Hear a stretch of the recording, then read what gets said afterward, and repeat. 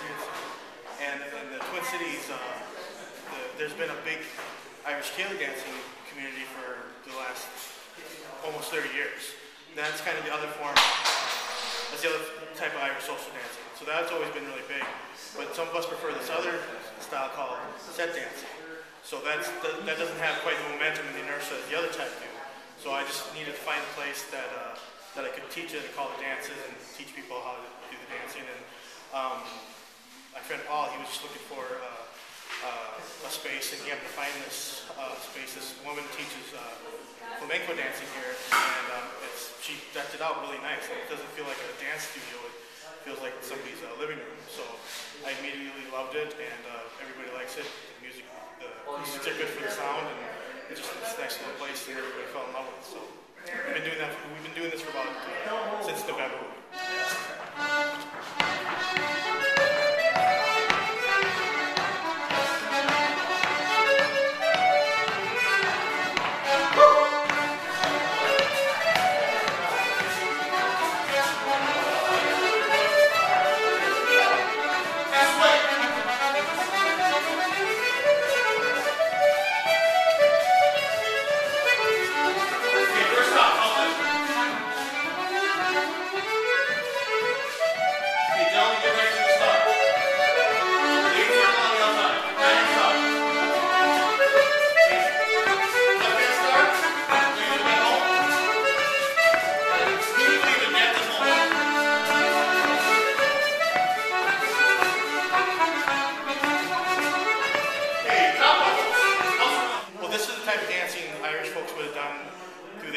Actually, this type of dancing, people all through the Western Anglo-Franco-sphere world, all through the 1800s, you know, America, Argentina, Australia, France, and Britain, they did this type of, it's based on the French quad dance, where you have four couples in square, just like American square dancing.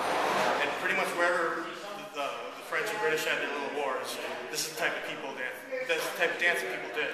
And in America, we know it as square dancing, and this is so it's kind of a cultural cousin to square dancing. During the Gaelic nationalist movement during the 1900s, those folks considered these dances to be foreign dances, and they kind of wanted to not only get rid of British imperialism, they wanted to get rid of British cultural influence, and they thought this was part of that. They're wrong, but I mean, because of that, they came up with this other repertoire of dances, and that's called the Gaelic dance.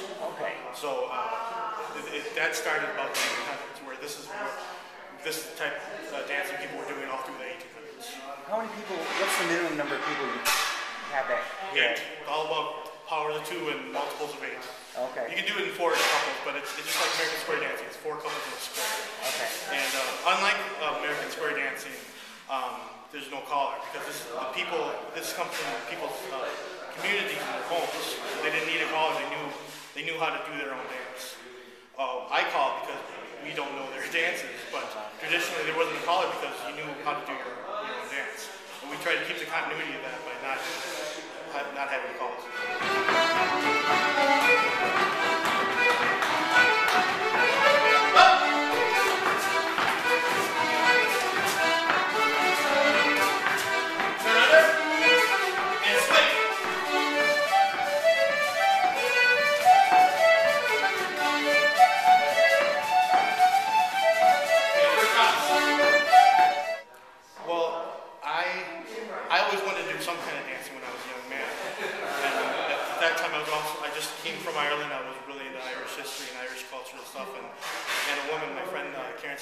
She was teaching this type of dancing. This would have been like 1998, and I just went to her dances, and I liked it, and I've just been doing it ever since.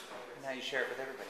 I try to get everybody. I have this idea that everybody really should be doing some kind of dancing, and then just the flow of it and the rhythm of it is just to me it's the best way to enjoy Irish music, because it's generically dance music. It's meant they didn't do it for performances back then, they did it to people to dance to. So performances are great, but I'd rather be dancing to them.